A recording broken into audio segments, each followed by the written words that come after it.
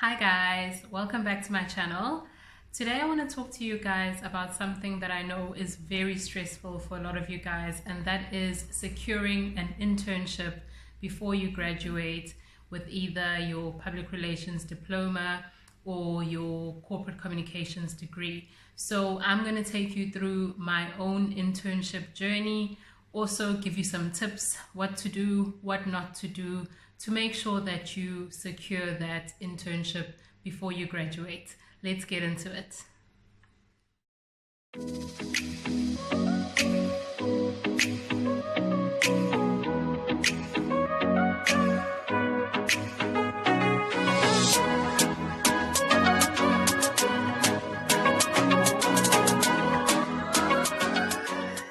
Before we get into it, I want to talk to you guys about my own internship journey 100 years ago, as you know. And it was very, very difficult for me to find an agency or a company that would help me with my internship. I think it was a lot different then in terms of like access to the internet and also just like knowledge, where to go. There's definitely a lot more resources now. Like it's so much easier to find, a PR company or even a corporate company that has a communications department or a marketing department that's able to help you. So I definitely think that you guys have a lot more resources at your fingertips, literally. For me, I had to literally call on so many favors because I needed those hours in order to graduate. I definitely would not have graduated had I not completed those hours. You guys know about it. So what I ended up doing is, as you know, on your sheet or on your criteria that you have to complete for your internship, there's a lot of different things like invitations, eventing, writing, publishing a story. So I basically looked for people that I knew that were in the different industries. I looked for like a friend of my parents that was in eventing. I found a journalist that I knew who worked for a local paper. Found someone that was having their own event and needed an invitation designed. So I was very creative about it. But luckily for you guys, you don't have to be that creative and you don't have to run around that much to get your internship done. But there are a number of things that you have to do right in order to even secure that internship. So what I really want to stress to you guys today is all the things that you should be doing to make sure that you get that internship, and all the things that you definitely must not be doing so that you also do secure that internship. And you're going to hear, a couple of funny stories today, because some of the applications and emails that we receive at NPR, I initially start out very angry, but then after some time I end up laughing. And we always have so much fun with it, and this is why internships are necessary, so that you guys can navigate your way through the corporate world and not make as many mistakes as some of you do make during this process. So I'm going to tell you what you should not do first, and then later on we'll talk about what you should do. First of all, I think that one of the most important things that you need to do for yourself is familiarize yourself with LinkedIn. It's just like Facebook, but for professionals.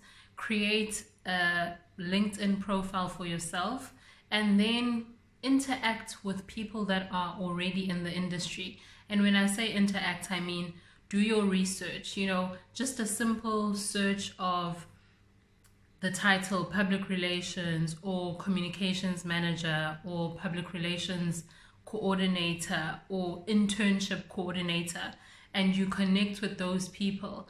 Once you connect with them, it will be easy for you to then get their contact details so that you can email them and find out if the companies or agencies that they work for do offer internships for people who are looking to complete their hours or complete an internship program before graduating.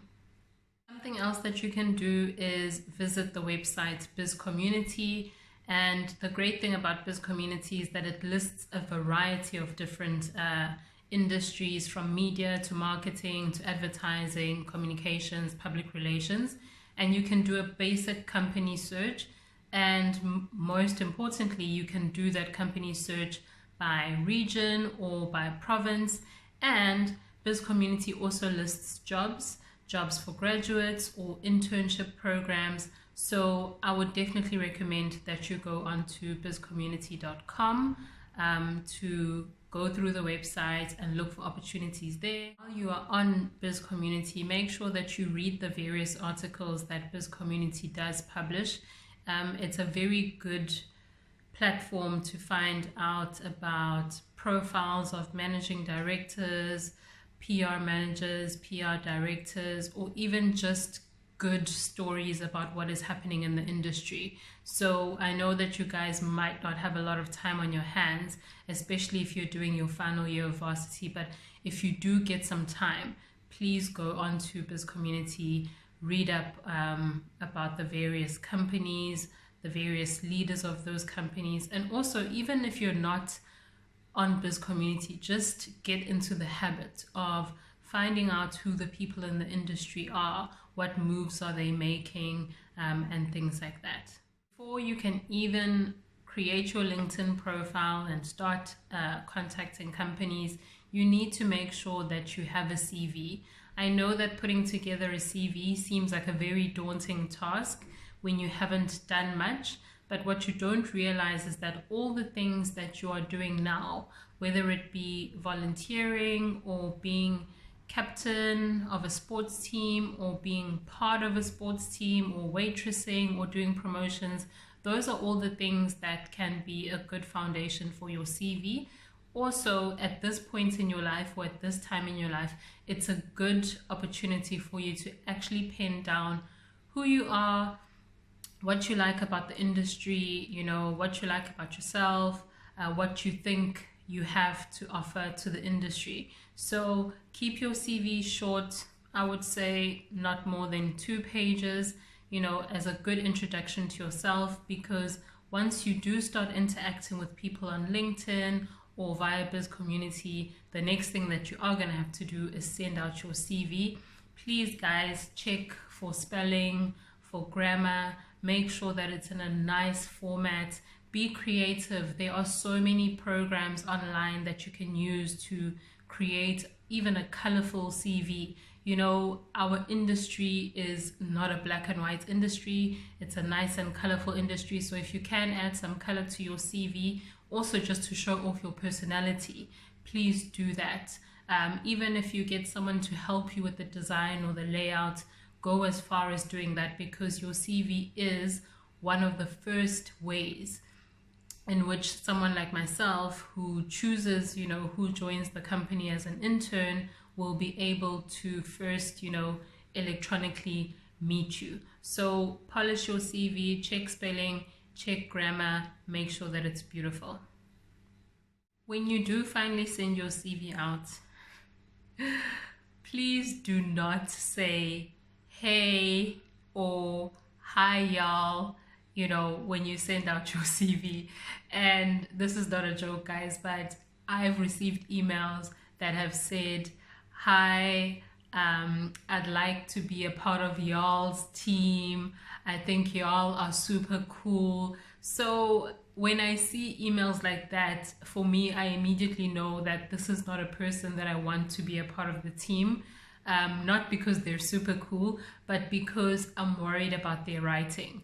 I'm worried about professionalism. When I am asking you to write an email or to write a letter or even to draft a caption for social media, I'm still expecting you to use the right spelling and the right grammar. So you need to know that the way you portray yourself via email is one of the ways in which you're going to be evaluated or critiqued. So if you use, WhatsApp lingo, social media lingo, or if you are too informal, that's definitely going to count against you. So please do not say hey or y'all or anything like that.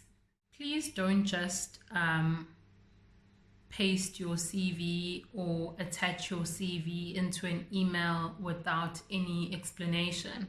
I've received a number of emails that are like that, where an email just comes through, there's no subject line, there is no greeting, I don't know who the person is, I don't know which institution they're from, I don't know why they're sending me their CV. All I get is an email, and the email just has a CV and perhaps a cover letter attached. Please do not do that. It is very important to introduce yourself, explain that you are in your final year of varsity, which course you are studying, why are you emailing me, is it a requirement of your course, or you've graduated already and you just want some experience before you join the working world. You know, some people go as far as telling us that they don't expect to be paid for the internship. They just really need to be a part of a company because they need the hours in order to graduate. So introduce yourself, explain yourself. If you don't get a response the first time you send out your internship application, follow up. You know, I know at NPR we have a separate email that people send applications to, and it's not necessarily an email that we monitor every single day. So if you don't get a response the first time, you're more than welcome to follow up. In fact, following up just shows how keen or how interested you are in the company that you are applying to. So if you don't get a response, please send a second email or even a third email. And if you've got the telephone number, even better, phone in and say, hi so-and-so, my name is so-and-so, I sent you an email 2 days ago or a week ago applying for an internship or inquiring about internship opportunities. Have you seen my email? If you haven't seen my email, please have a look. My email address is sane.lovu@nprsa.com, and please get back to me at your earliest convenience. It's as simple as that. You know, be persistent, you know, be motivated, be driven. That's one of the things that's going to make you stand out as well. So before I get too carried away, I'm going to wrap this up, and I'm just going to reiterate some of the things that I said, and that is, please do set up a LinkedIn profile. Please do visit Biz Community and other sites and portals that are like Biz Community. Make sure that you have a really good CV. Make sure that there's no spelling or grammar errors on your CV. Express as much of your personality as you can through your CV. If you want to make it colorful, you want to add your photo to it, do that. You know, it's an expression of who you are. Please make sure that when you are sending emails, you don't call us y'all or anything like that. Please be professional. Follow up if you don't get a response, you know, the first time around. If there is a phone number for you to call that phone number so that, you know, you can follow up telephonically as well. And make sure that the company that you do join is a company that, you know, has a good personality, a personality that suits your personality, that you're joining a company that you feel that you will be happy at. And you know what? You may not be able to figure this all out via the internet or just looking through their social media, but once they do invite you for an interview and you feel like it's not for you, don't do it. It's very, very important. I truly believe, you know, this is my own opinion, it's important for you to be happy, to be balanced, so that your learning journey or your career journey is one that is, you know, mutually beneficial to you and the company, and that it's fulfilling for you. You know, we're in a industry that can be stressful at times, so it's important to be in an environment that is nurturing for you. Thank you so much for watching this video. Please leave your comments below. And please make sure that you let me know if you have any questions or any topics or issues that you would like me to address in the next video. Please subscribe and please click on the notifications button so that you are aware when the next video comes up. Thank you so much. See you guys again soon.